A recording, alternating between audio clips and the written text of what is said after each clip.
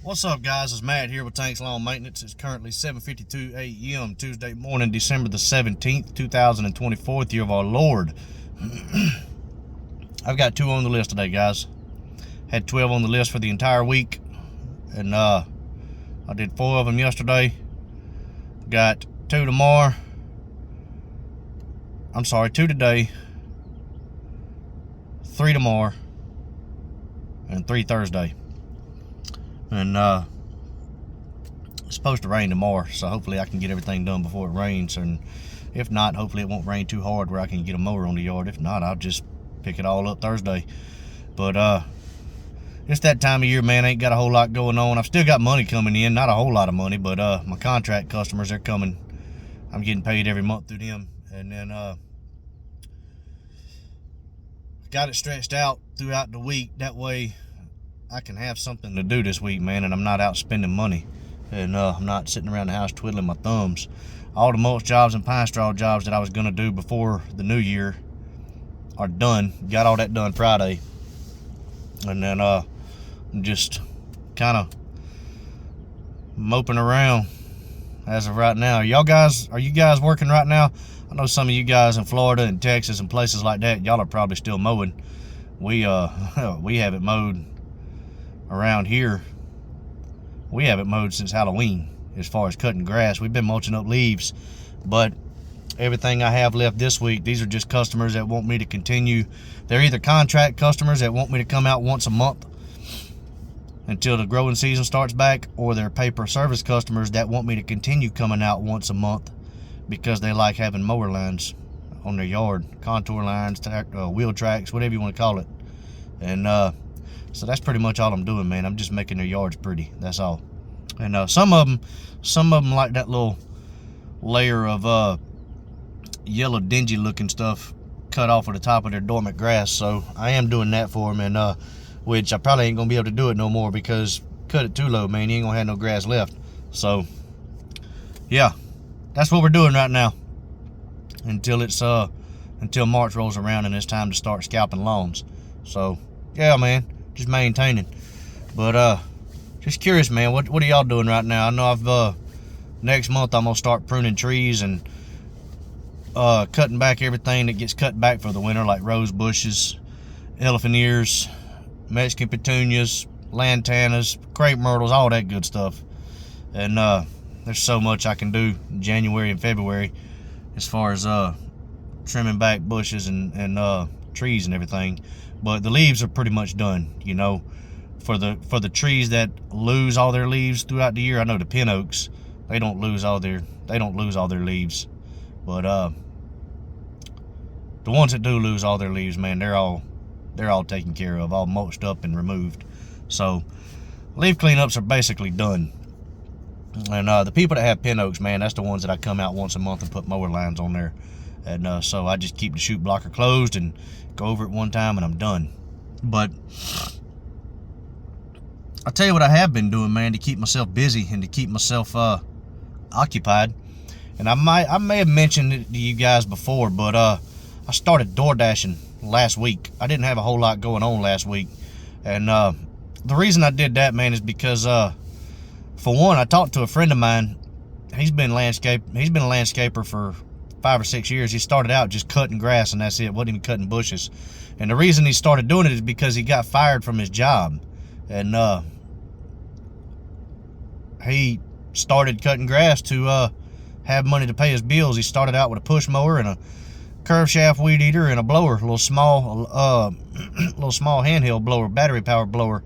I want to say it was Ryobi or something like that, but that's how he started out. And his wife has a job. I think his wife I know his wife does something in the medical field, but I'm not sure if she's like a x-ray technician or a nurse or what, but I know she does something in the medical field. I've been friends with this guy for a long time. We worked at the railroad together years ago, and we just became friends over time. But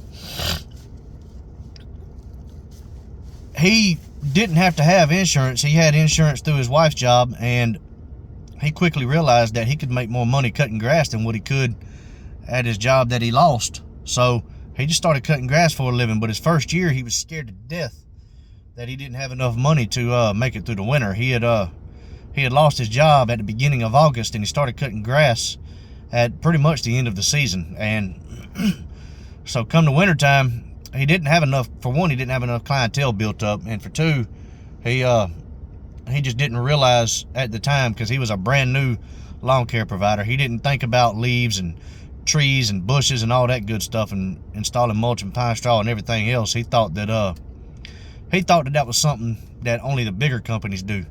And so he started door dashing to make ends meet. And pretty sure it was 5 or 6 years ago. It was right before COVID, however long that was. So he started door dashing so he could have enough to get through the winter. And he told me, he was like, dude, he said, it was when I first started my business, or when I first left my business. He said, look, he said, if you ain't, he said, you ain't gonna reach your max potential until you leave your job, for one. And for two, if you're not making enough that first year, you can DoorDash, man. He said, I did it my first year, and he said I made over $1,000 a week just door dashing. And he said, you got to treat it like a full-time job, though. And we have enough money put back. We saved our money throughout the summer and spring and everything, and so we've got enough put back to pay our bills and have enough for emergencies. And we were able to buy our kids Christmas and everything. And Mama Tank's still working too. She's still a full-time school teacher. So we're not hurting for money, but at the same time, it's like I told her, I have two very expensive hobbies, man. That sun is coming up over them clouds, and it is shining right through my rear view mirror into my eyeballs. But anyway, I told Mama Tank, I said, I've got two very expensive habits, whatever you want to call them, and that's golf and duck hunting. I love to do both of them, and both of them cost a lot of money. And I'm not going to dig into the house money to do that. And with me not working a whole lot during the winter, just doing one-off jobs here and there, I'm definitely not going to ask Mama Tank, who's going to work every day, to support my habits. I'm just not going to do that, man. I don't feel comfortable doing that. And I know a lot of people do, and there's nothing wrong with it. You know, I get the whole what's yours is hers and what's hers is yours. I understand that. But I don't feel comfortable doing that, man, just because of the simple fact she is going to work every day and I'm not.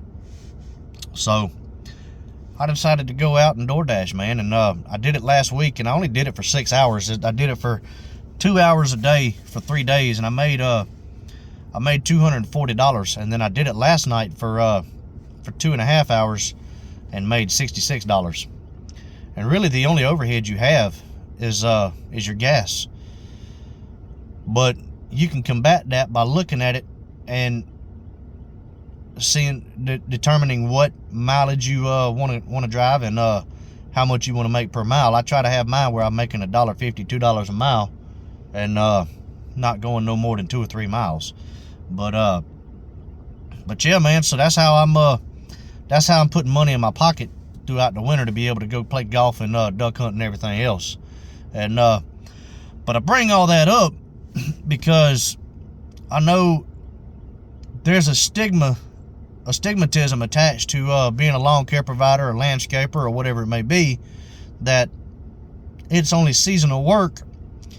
And that's somewhat true, but not really, because I have contracts that pay me year round, and I'm bringing in money year round to pay my bills and everything.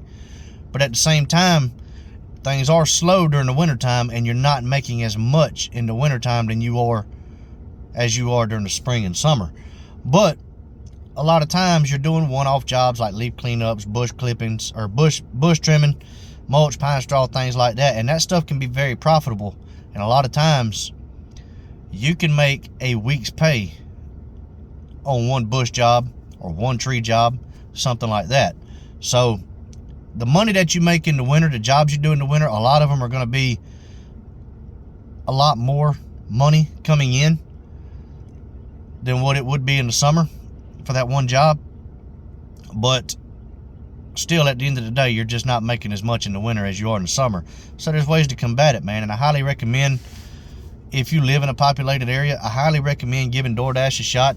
You can make good money doing it, and you don't have to feel bad about it. You're making a good, clean, honest living, and you're providing a service for somebody, man. So, and that's something we do anyway. But yeah, man, if you're wondering how you're going to make it through the rest of the winter, and you're struggling to stay above water, and before you go out and get a full-time job, man, I highly recommend giving DoorDash a shot. I mean, you ain't got nothing else to lose. You ain't got nothing to do, and at the same time, you're still doing it at your leisure, what works best for you, instead of punching a time clock every day, while being able to work on your business as well. But anyway, guys, I'm fixing to hop off here and